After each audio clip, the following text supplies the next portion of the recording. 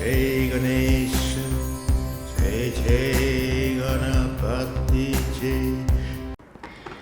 नमस्कार साथियों, अपने YouTube चैनल तुलसी एस्ट्रो ज्योतिष में एक बार फिर से मैं आपका स्वागत करती हूँ। राशियों के गुणों की इस विशेष श्रृंखला में आज हम बात करने जा रहे हैं एक बार फिर से कि राशियों के और कौन कौन से गुण होते हैं। पिछली वीडियो में मैंने आपको बताया था कि राशियाँ कितने तरह की होती हैं, कौन कौन सी राशियाँ होती हैं, उनके स्वामी कौन कौन से होते हैं और उनकी आकृति कौन कौन सी होती है। आकृतियों के हिसाब से वह कौन कौन से कार्य कर सकते हैं, किस किस क्षेत्रों में वह जा सकते हैं, ये सारी बातें हमने पिछली वीडियो में की थी, जिसमें हमने देखा था कि राशियों के स्वभाव के अनुसार आपका कार्य और व्यवसाय कैसा होगा। ये सभी चीज़ें हम जो हैं वो हमें बताती हैं कि राशियों के गुण क्या होते हैं।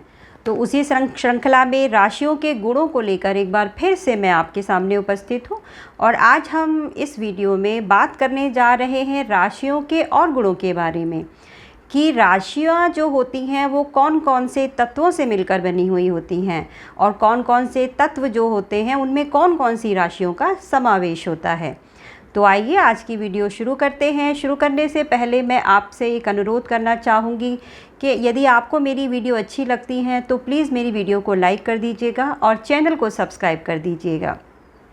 तो साथियों, हम जानते हैं कि जो हमारा शरीर ही नहीं, ये पूरा संसार ही 5 तत्वों से मिलकर बना हुआ है, जिसको हम कहते हैं क्षितिज जल पावक पवन समीरा, यानी अग्नि, पृथ्वी, वायु, जल और आकाश।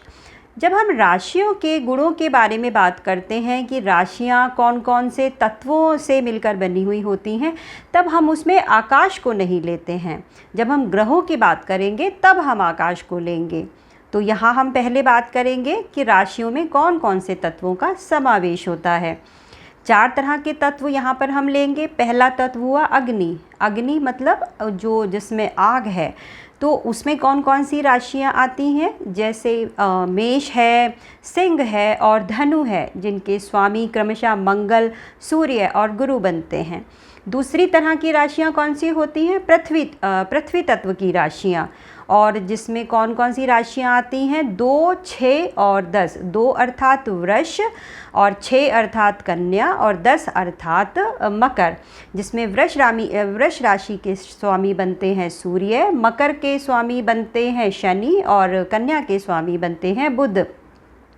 यहाँ ये बात छूट गई कि मेष, सिंह और धनु राशि जो है 1, 5, 9 राशियाँ हैं और उनके स्वामी तो मैंने आपको बता ही दिए थे। उनके स्वामी होते हैं मंगल, सूर्य और गुरु।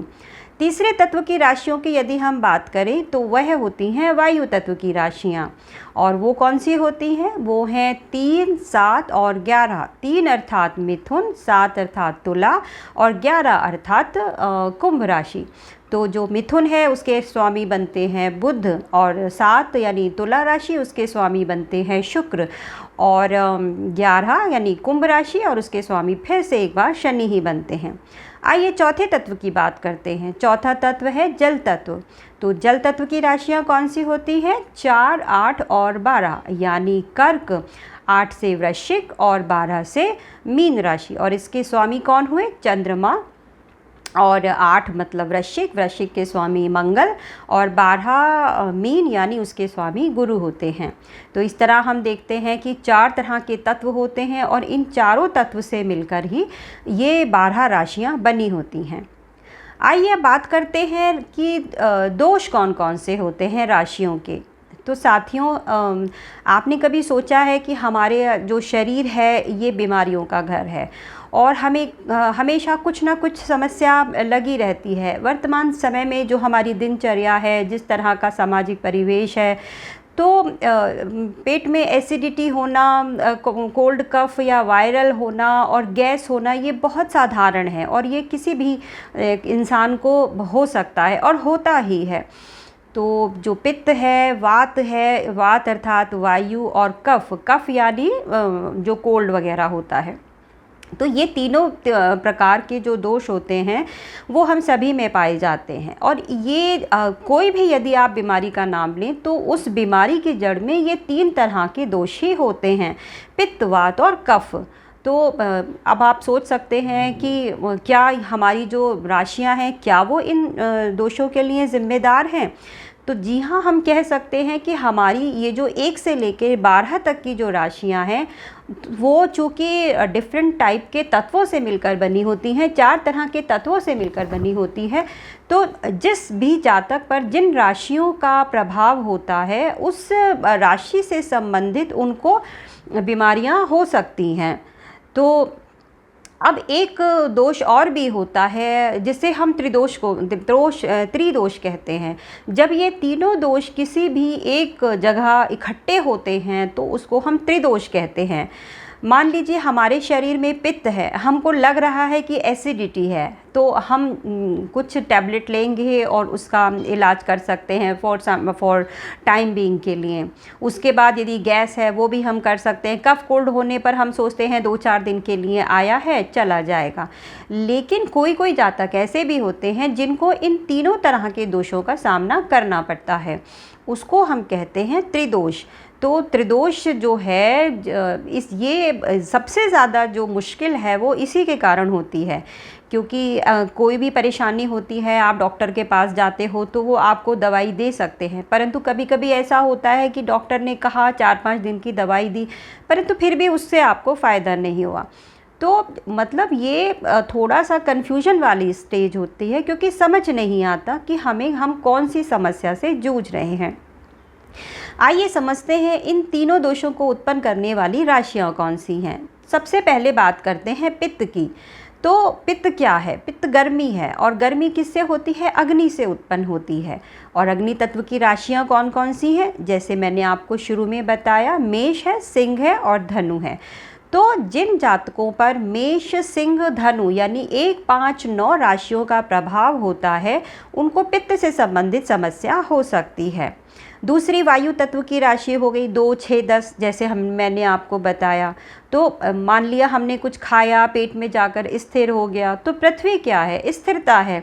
इसी तरह जब पेट में जाकर कुछ स्थिर हो जाता है और हमारा पेट क्लियर नहीं हो पाता तो हमें गैस, वात या वायु हो सकती है। इसीलिए जो पृथ्वी तत्व की राशियाँ होती हैं वो वात या वायु के लिए उत्तरदायी होती हैं। तीसरे तत्व क्या है? आइए अब त्रिदोष की बात करते हैं। 3, 7 और 11 ये राशियां जो होती हैं जो वायु तत्व की राशियां होती हैं, और ये तीनों राशियां ही त्रिदोष के लिए जिम्मेदार हैं। अर्थात जब किसी भी जातक के शरीर में इन तीनों पित्त का, वात का और कफ का समावेश होने लगता है तो फिर जो है वो ये तीनों जो राशियां हैं वायु तत्व की राशियां जो होती हैं वो त्रिदोष यानी तीनों प्रकार के दोषों के लिए उत्तरदायी होती हैं। आइए चौथे तरह की जो बीमारी है उसके बारे में बात करते हैं, कफ और कोल्ड। जैसे मैंने आपको बताया कि जो जल तत्व की राशियां हैं 4, 8 और 12 ये कफ और कोल्ड के लिए ज़िम्मेदार होती हैं। मतलब जिन जातकों में भी ये जो है प्रभाव होगा कफ कोल्ड का, उनके लिए जल तत्व की राशियां ही ज़िम्मेदार होंगी। यदि आपकी जो जन्म कुंडली है उसमें 4 और 12, 8 और 12 राशियां जो हैं वो आपके लगन में पड़ती हैं तो आपको कफ और कोल्ड जैसी साधारण बीमारियां जो आगे बढ़कर खतरनाक भी हो सकती हैं उनका सामना करना पड़ सकता है। यहाँ पर आश्चर्यचकित रूप से आप एक चीज़ और भी देख सकते हैं कि ये जो तीनों मैंने आपको बताई हैं कि कुछ अग्नि तत्व की राशियाँ हैं, कुछ पृथ्वी तत्व की राशियाँ हैं, कुछ वायु तत्व की राशियाँ हैं और कफ जनित राशियाँ हैं, तो आप देखेंगे कि इन तीनों में एक चीज़ कॉमन है कि इनमें तीनों तरह की राशियाँ मिलती हैं। एक चर राशि होती है, एक अचर राशि है और एक द्विस्वभाव राशि है। आप चाहें तो ऊपर से लेकर नीचे एक बार फिर से आप ये जो है गणना दोबारा से अपने आप कर सकते हैं। यहाँ पर हम इन बीमारियों से का कारण और यहाँ पर हम उनसे बीमारियों से होने वाले परिणामों और उनका उपायों के बारे में बात नहीं कर रहे हैं। हम सिर्फ राशियाँ जो है वो कौन से दोषों के लिए उत्तरदायी होती हैं तो हम जो है सिर्फ इसी की ही बात करते हैं। तो ये जो हैं 3 तरह के दोष थे जिसके लिए हर जो राशियां हैं वो हमारी जो विभिन्न तरह के तत्वों से मिलकर बनी होती हैं उत्तरदायी होती हैं। ये हमने आज सीखा और मैंने आपको बताया। और मैं उम्मीद करती हूँ कि आपको ये छोटी सी जानकारी बहुत अच्छी लगी होगी। यदि आपको मेरी ये वीडियो अच्छी लगी हो तो प्लीज़ मेरी इस वीडियो को लाइक कीजिएगा और चैनल को सब्सक्राइब कर दीजिएगा।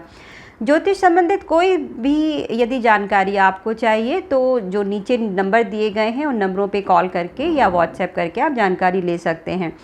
टैरोट कार्ड रीडिंग की सहायता भी आप ले सकते हैं जब आपके पास आपकी जन्म की सही जानकारी नहीं हो।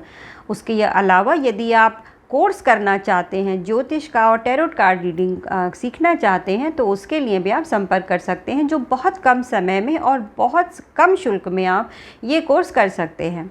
इसी के साथ साथियों अपनी वीडियो मैं यहीं पर समाप्त करती हूँ। आपका दिन शुभ रहे। नमस्कार।